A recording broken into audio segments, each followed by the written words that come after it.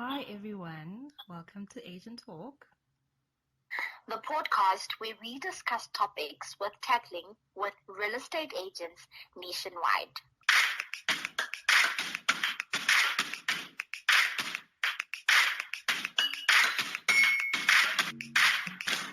Hi everyone, welcome. I'm Naledi and with me is my co-host Xoli. Afternoon, Xoli. Good afternoon, my beautiful lady. How are you? I'm good. How are you? I'm good. Yeah, so we're down to podcast episode 3. What we'll be discussing today are the different types of residential properties that one can possibly own.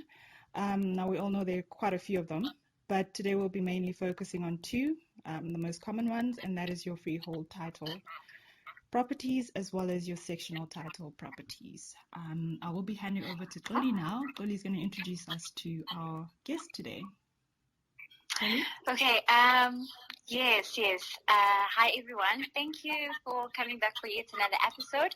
Super excited today. We have Mr. Thembisa Winston Kunene. How are you, Thembisa? I'm very well, Xoliswa. Thank you for asking and thank you for hosting us, Naledi. How are you guys doing? Hi, Thembisa. I'm good on my side. Yeah. Okay, right. let's start. Thank All you. good. Welcome to the Agent Talk, and thank you so much for sparing this time to share some of your knowledge with us. If you can, just kindly introduce yourself to our audience, who you are and what you're up to. Okay. Hi, everyone. Like Xoliswa said, my name is Thembisa Winston Kunene. I am the group and founder of Libertalia group executive of Libertalia Group. So we specialize in property sales, we specialize in finance, and we run a team of about 20 agents at the moment. So I'm pretty excited to share my experience, for the knowledge and experience I've acquired for the past 5 years in the industry. And thank you for having me on the show. Yes, welcome, Thembisa. Thank you for joining us today. I'm sure you're a very busy man, so hopefully we won't take too much of your time, but thank you again for making the time. Thank you so much. Looking forward to it. Great. So let's get straight into it.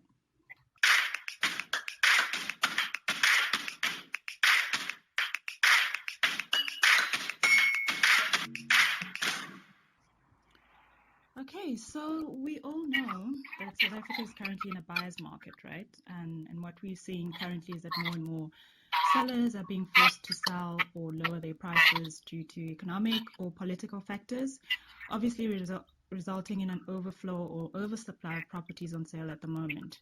But also what we're seeing is that more people can now afford to buy their dream home for the first time in decades. And that's basically just thanks to the ultra low interest rates that we have currently. And of course, various other factors. Overall, one would say that there couldn't be a better time to own your own home sweet home, right? So, Thembisa, what are your thoughts on this? What observations have you made in the industry as a real estate agent? And what does that mean for buyers that are still looking to purchase property?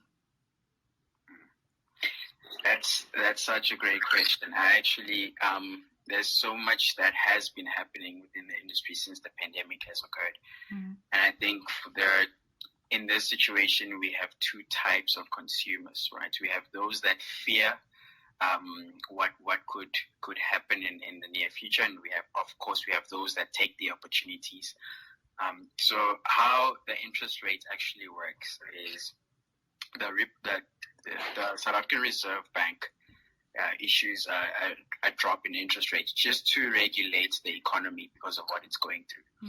So this is the kind of rating that they would then give to the banks, to the commercial banks. So hence, when you go for a home loan and you want to buy a house, and the bank comes to you and says, yeah, sure, you can, and you happen to notice that the prime lending rate has now dropped to 7%, as compared to what it usually was as a standard of 10%. So now this is where a lot of the buyers, hence I said there are two types of consumers when it comes to this, because if the repo rate is low at the moment, this is the perfect time to actually invest in real estate, whether it is investing or buying your own residential property, because you're saving 3% less of what the standard bond repayment would be on the home loan. Now, eventually, in 2 years' time, as it may have been announced that the repo rate will go back to its normal value. So when that happens, you have happened to bought a property within that period of time, you will find yourself sitting on a gold mine of saving on bond repayments, saving on interest rates, and essentially that's what we've noticed in people taking the chance. And those that are educated about the interest rates are taking those opportunities, and it is the perfect time to buy into real estate. Yeah, no, I completely agree. I think we also need to keep in mind, though, that interest rates fluctuate. So, for instance, what if the buyer has a varied interest rate versus a fixed interest rate? How would you advise them in that sense, given the market that we're in currently? Okay, so essentially, if the buyers, so especially for fixed interest rates versus variable interest rates. So a variable interest rate allows you to essentially follow through with the inflation rate that we're sitting at, right? So what I mean by that is if the inflation rate, if the repo rate right now is on 7%, as mentioned on my previous question, on my previous answer, and you happen to buy a property, and then you would convert knowing very well that the economy will be regulated and the interest rates will go back to its normal ratings. Then you would take the opportunity of, once you found yourself buying into a property and buying at that lower interest rate that has been dropped, then you would then convert your agreement, or rather renegotiate your agreement within a space of 6 months, again, to say that I would like to have this on a fixed interest rate. Now, a fixed interest rate allows you to pay your interest rate on a fixed bond repayment for the next 20 years. So if you're fixing your interest rates right now, if you already have purchased a property or you're planning on purchasing a property while the repo rate is low, and you then happen to fix it in 6 months' time, then you have the opportunity to do that. However, if you already have a bond that is a fixed interest rate, and unfortunately, you can't then convert from the fixed interest into a variable interest, because that's not the first initial agreement you had with the bank. So this is just some of the ways to navigate around the opportunity in terms of the question you've asked me, what the difference is. So now, if, let's say, I fix my interest rate, doesn't that also mean that the bank will charge me a bit more? In that case, is it still a better option for you? Yeah, so if you are a property investor, so unfortunately these things are very situational. They're based on your credit rating as an individual.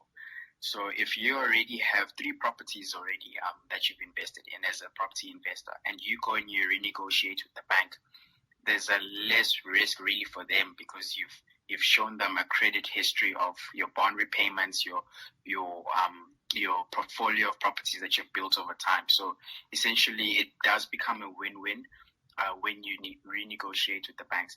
And then for those, unfortunately, who have had home loans, it's a matter of mitigating the risk with the bank, and you going to renegotiate is for you to actually save on your interest rate for the next 20 years. It's for you to negotiate based on what the economy is like at the moment, and you being a good credit payer for the past, I don't know how many years you've owned the property, then essentially for those people, it's really easy for the bank to give them the best deal. But unfortunately, if you have missed a few payments along the line, if your credit history isn't as good as as good as a top-notch credit payer, then that also does mitigate allows the bank to mitigate their risk by saying, okay, cool, you still are a risk, so we will charge you more along the line. So you need to be very, very aware of your situation at that point when you negotiate with the bank.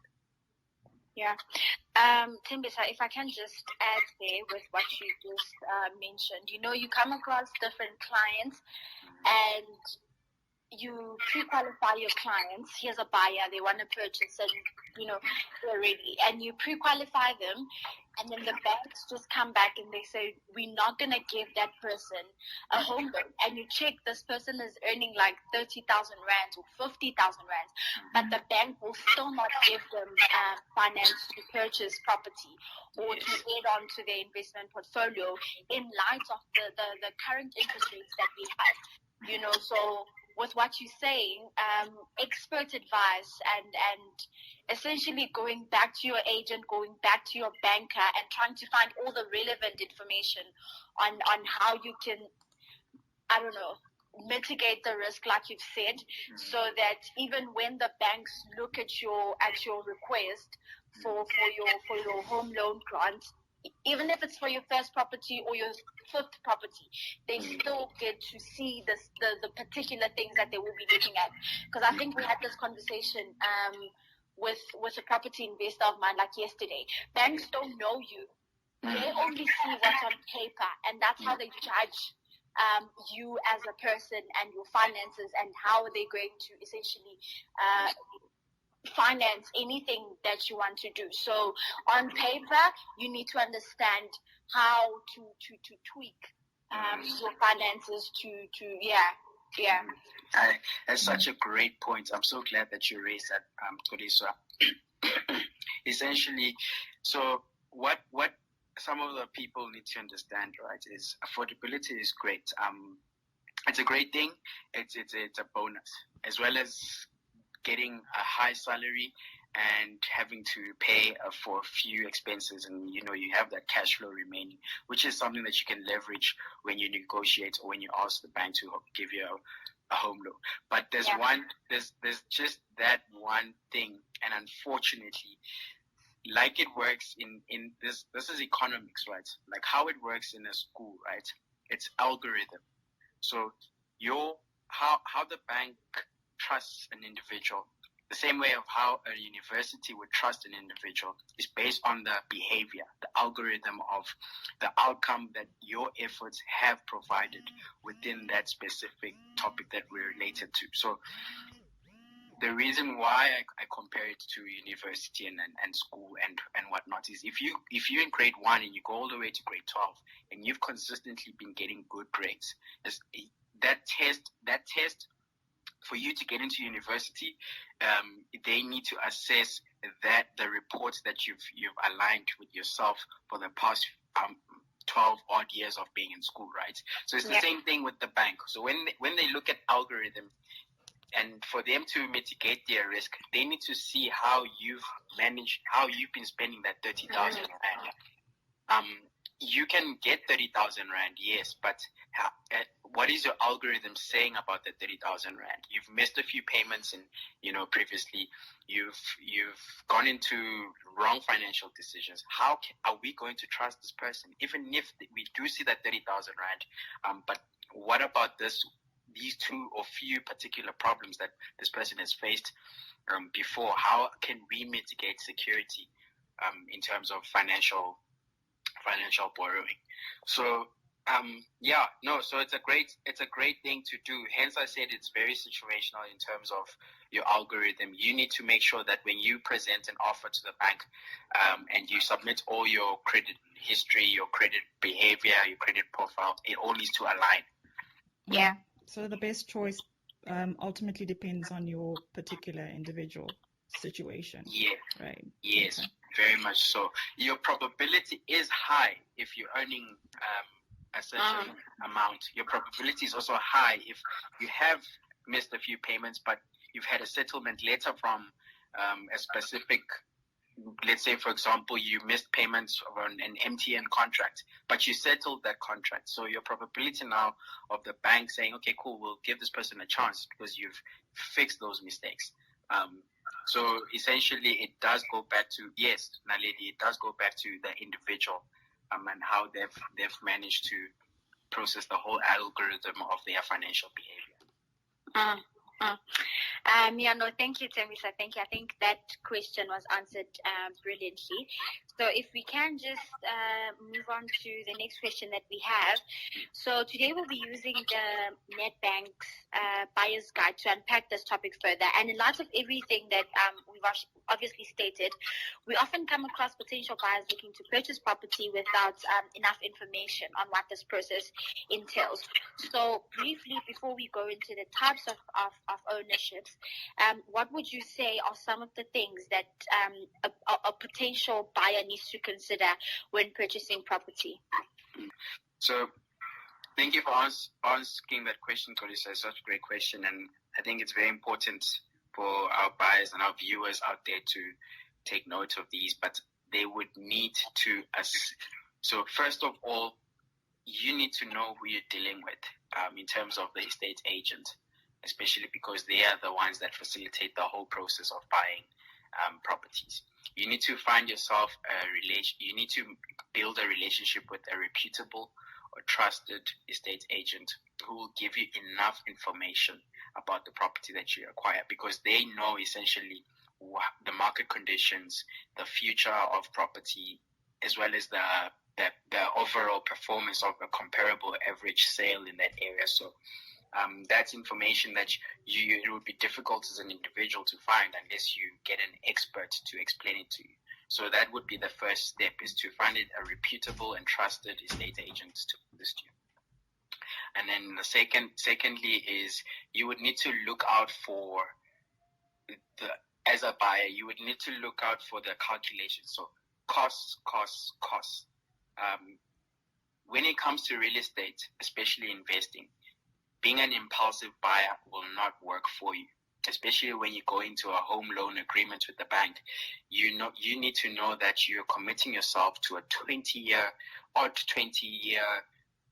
agreement with the bank for you to handle that commitment as a property investor. So your calculations are very important. You need to request, if you buy into a sectional title, which is what I will explain shortly. If you buy into a sectional title and you know that you need to cater for levies, you need to cater for all the other costs that come with owning a sectional title, then you need to, before making an offer into a property, you need to make sure that you have access to those financial records, because you're able to calculate exactly how much you need to pay the bank back, as well as that additional costs that will cover you. And if it aligns to your budget, whether you want to live in the property or you're investing it to put in a tenant, you need to make sure that those costs align before you make that commitment. So that's the second thing that I would say buyers need to look out for, is calculating every additional hidden cost as much as possible, that you don't find yourself getting into specific financial trouble with the banks. And thirdly, I think as much as the first one does essentially cover most of the points, but I would emphasize on finding a bargained property for yourself. As much as it is a dream home that you like, as much as it's a very beautiful property, you need to make sure that when you negotiate with signing an offer to purchase, it needs to bargain you as the purchaser. So those would be the three most important things that I would raise. Yeah, no, I completely agree. As we all know, buyer's market, what that means for you as a buyer is that you have negotiating power. So, and obviously most of the properties that are on sale want to be sold quickly. Well, that is your opportunity to then approach them and say, look, I can only afford this much. This is the price I'm willing to offer, and literally just go for it. That's what I would say. But I think also, like you mentioned, you need to be financially secure. You need to have a deposit. Liability is in check. What would then be your next step, Thembisa? Let's say you've ticked all the boxes. What is your next step from there? Okay, so once you've done the calculations, you've prepared your deposits, your transfer costs.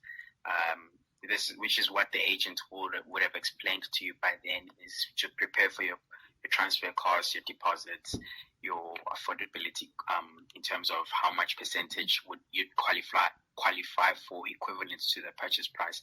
And to pre-qualify, of course, would be the next step, is to get in touch with the bond originator. Usually the estate agent would would introduce you to a bond originator.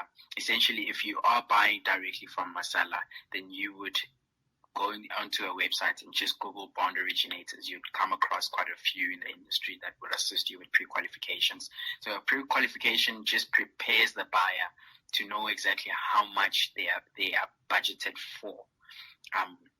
If they are able to make an offer on a specific property. So those are some of the things that they would need to look into in terms of purchasing the property. And then, and obviously once you have found that property that you want to buy, make an offer. And once your intuition is aligned, your calculations are aligned, and you're ready to make the offer with bearing in mind that you would still need to negotiate, like you have mentioned now, that it is a buyer's market, so you have a buying power. And essentially that's how you would go about it. Yeah. Awesome. Thembisa, if I can just add on what you just mentioned, especially the last part, make that offer. We are meeting a lot of buyers in the market that are coming with a very bad mindset. Yes, it is a buyer's market, but properties are still, the value of properties hasn't declined tremendously, because obviously, even though the whole COVID situation affected the market, the property market, our property market in particular is strong, if I can say that. So it wasn't a whole tremendous drop now in the prices. So you come across a buyer, they know what they want, they qualify, and then they just put in an offer, and you're just like, wait, are you seriously certain that you want to put down R1 million on a property worth 2 million? Yeah. So it doesn't make sense sometimes, and buyers lose out on properties because they have that mentality that, no, it's a buyer's market. Yes, it's a buyer's market, which essentially means that there is more on the market than there previously was, but it still doesn't mean that properties are now going for, 100% discount. It's not happening. To take us to the next question.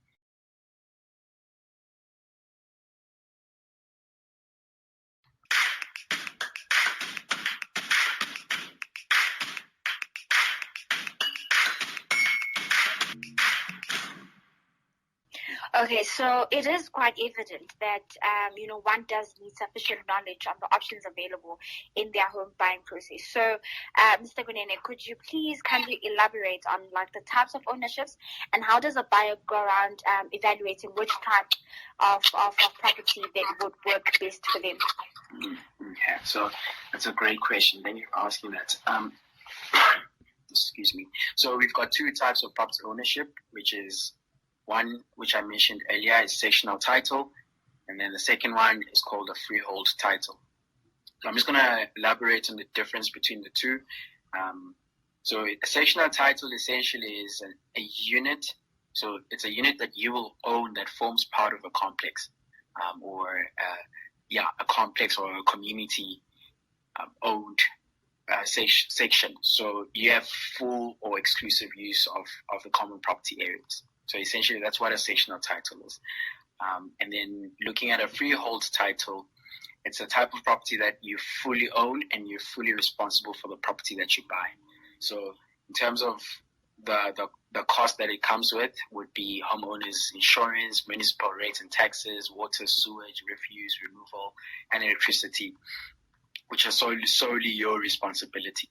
So in comparison to freehold and sectional title, in terms of the costs, is you have levies. As a levy is a cost from the sectional title area, where it's paid by all the living individuals within that complex. So you have an AGM meeting annually, where trustees are nominated as part of the body corporate, and they all make decisions based on their common property. So essentially, once the decision has been finalized, and for example, let's say a levy increase is made up to 6% annually, and the reason for that being that they want to put in proper fencing, or they want to increase the staff, so every homeowner in that common property needs to include themselves as part of the responsibility. So that's what a sectional title essentially is. So in talking about examples of that would be your apartments, your townhouses, simplexes, duplexes. So it's basically a property. I mean, you do have other complexes where, so it's very important to note this. You may have a freehold title in an estate. So just not to confuse the two. So essentially, even if it is in the estate, that would fall under it would fall under the estate itself. However, it would be registered as a full title because you would essentially fully own and be responsible for the land size of that particular property. And those are some of the things that I would want to mention in terms of the differences. And for buyers then essentially that are looking to know, we are in an economy now, especially in South Africa, where the crime rate is quite high. So we're seeing a lot of the shift from the buyers going into sectional titles because it is a community complex security, estate security complex type of setup where people want to feel more secured based on the crime rates that is occurring in the country. So for those that safety is a major thing for them, they would essentially rather buy into a sectional title. And obviously more benefits of that being that if you are buying in sectional title and let's say for example something goes bad in that sectional title, you are essentially the body corporate is responsible for such situation. So if there needs to be a fencing done, for example, redone, or there needs to be geysers put in maybe to cut costs based on the municipal rates that have gone up like recently. So you're seeing a lot of the sectional titles now that are putting in that are putting in solar systems, that are putting in cost-effective ways of cutting down on the municipal rates, on the rates and taxes on the water, on the electricity. And that obviously does affect the entire complex. So when a body corporate comes in and says we need to put in solar, yes, it may be mandatory, but it's for the benefit of the whole complex as a community.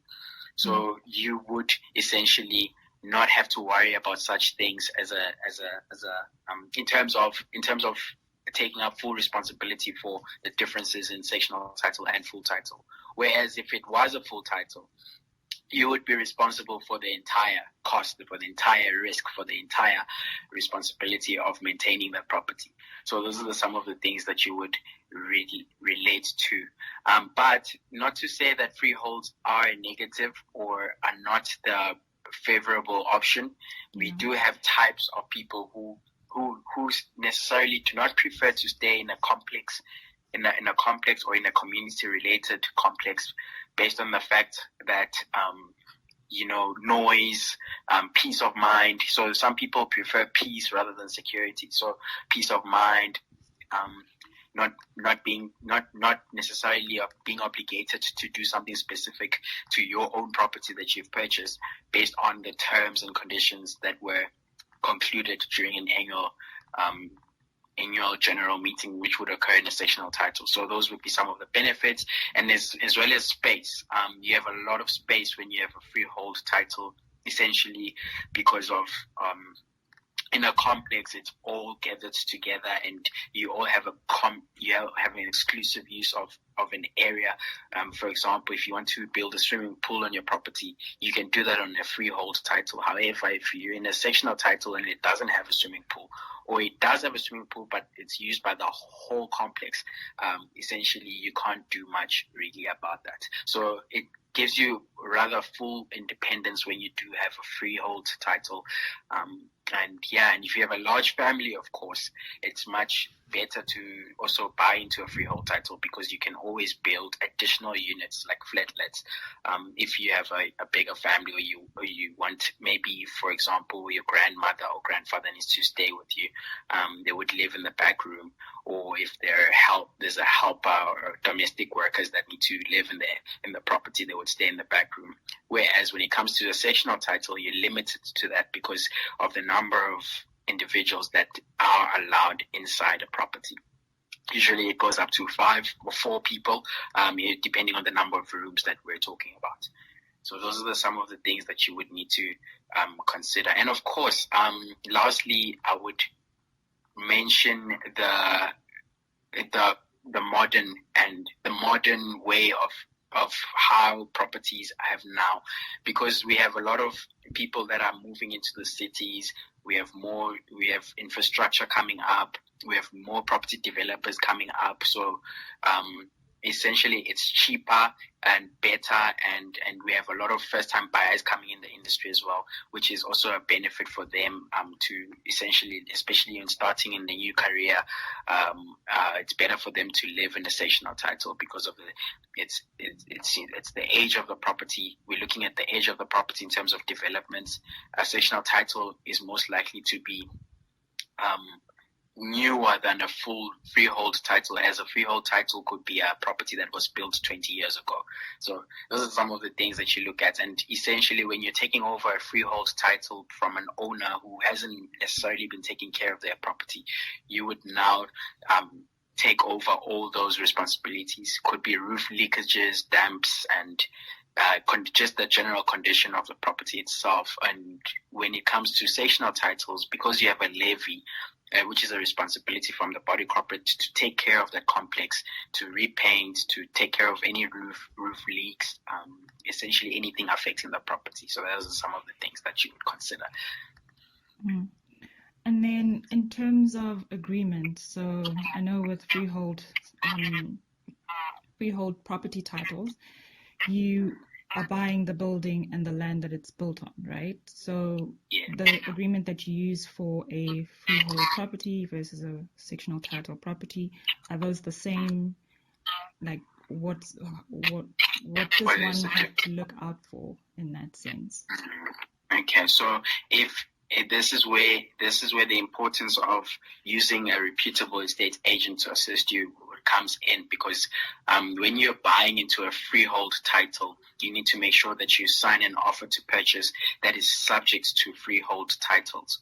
And then obviously, if you're buying into a sectional title, you need to use an offer to purchase that is subject to a sectional title. Essentially, the difference there, when you're looking at a freehold, for example, the contracts would stipulate certain things like the electrical compliance certificate, in terms so your electrical compliance certificate, your fencing certificate, your gas stoves certificates, all of that. So if you're owning a freehold title, you're responsible for an electric fence, for example. If you need to get an electric fence certificate certified by an electrician, your responsibility is for you to take care of that responsibility when you're taking over a property.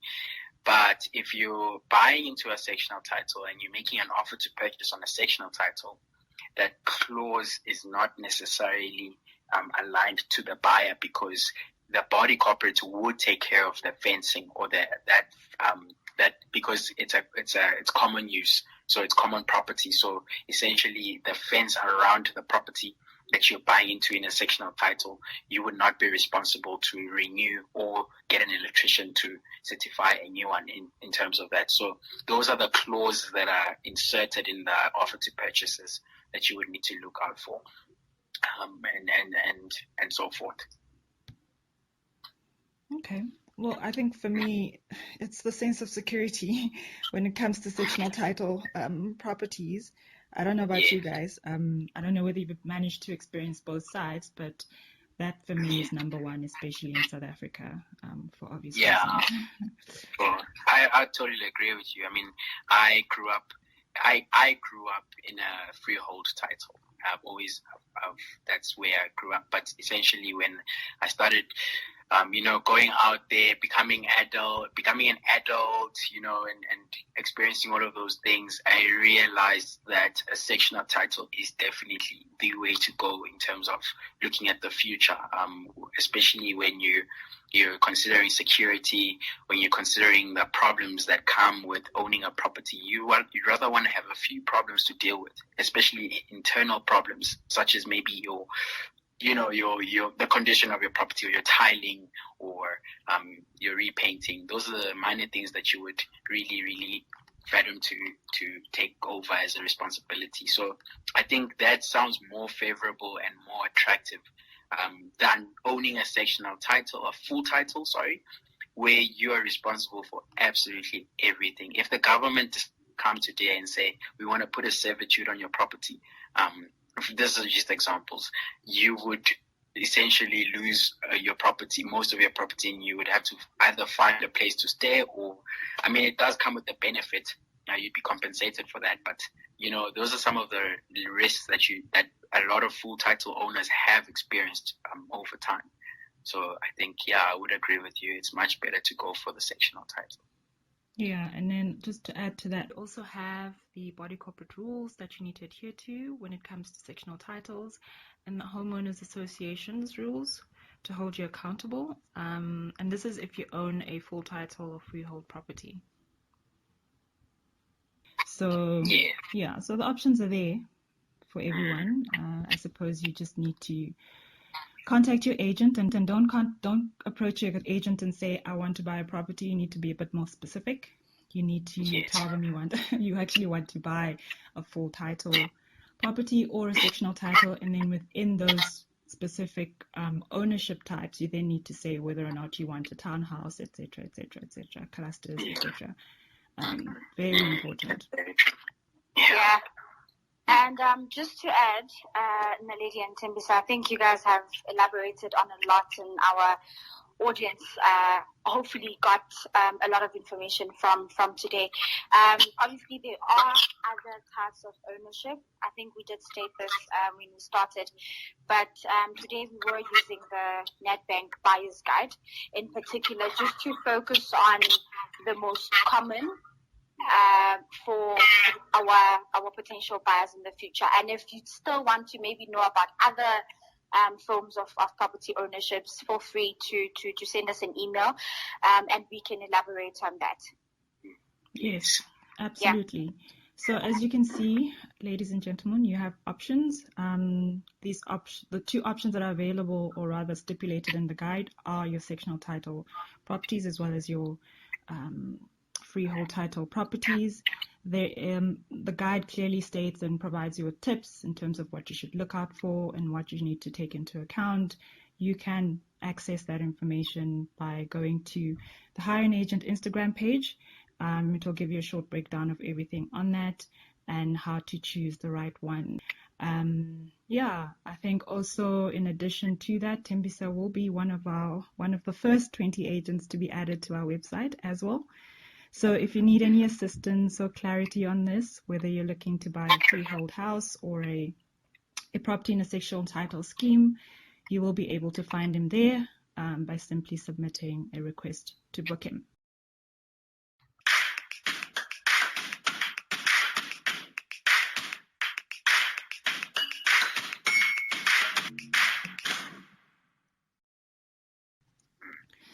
So Thembisa, are there any final thoughts that you'd like to share with our audience before we exit? Yeah, I think there's just been a lot of negativity happening in the country regarding crime. If it's best for people to actually purchase property in the country, people leaving the country, and people being terrified about the whole economic situation. So I just want to add a bit of positivity from my side that, there are things that have happened in the past. There was a time when there was H.A.G that no one knew about, and people managed to actually, adapt from that situation. There were situations where we had recession, first-time recessions, and people adapted to that.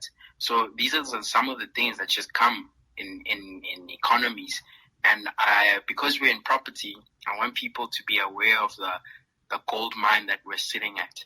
The fact that, and this is very important, this is an important analysis that I would like to share with our audience, is the fact that we have so many opportunities in terms of real estate, because the major banks right now are still willing to risk to give give out funds for property investing, to give out funds for property ownership, because they know the gold mine that they are sitting at, in especially in the operational country. The fact that you are able to go to a bank and loan against your asset and your equity, to ask the bank to give you more money to buy more properties, the fact that we're still in that situation, in that scenario, it should tell you that we are sitting on a gold mine as individuals. And the fact that banks are still coming up with more programs for property ownership, like FNB recently just has come up with a program that allows up to 12 people to own a property or to sign up for a single home loan application. That's opportunity. That's land of opportunity. That this is the time for a lot of the buyers to really start thinking about buying and owning properties. And if you're always thinking to yourself, well, if we have more people owning property and less people renting, there will always be a balance. We have so many people in this, and we have 68 million, close to 68 million people as a population, and we only have 50% of that is real estate. So their balance is there. And when you're looking at a 50-year plan, when you're looking at a 100-year plan, when you're looking at a generational wealth plan, property is the way to go, and especially in our country. Thank you so much, Mr. Kunene. I think all your points are very valid and very, very informative to our audience. So that brings us to the end of our second episode. And if you liked what you heard today, be sure to come back next week for our next discussion. We'll be having another estate agent come to unpack more on affordability and all of the costs that come with the property buying process. Obviously, using the Nedbank buyer's guide, Make Your Home Sweet Home. Request your free copy on the Hein Agent Instagram page. See the link in their bio and follow along with us. So until then, I think Naledi. Yes. Thank you so much for listening. Thank you, Mr. Kunene, for joining us and joining in the conversation. I think we'll see you guys next week. Take care and God bless.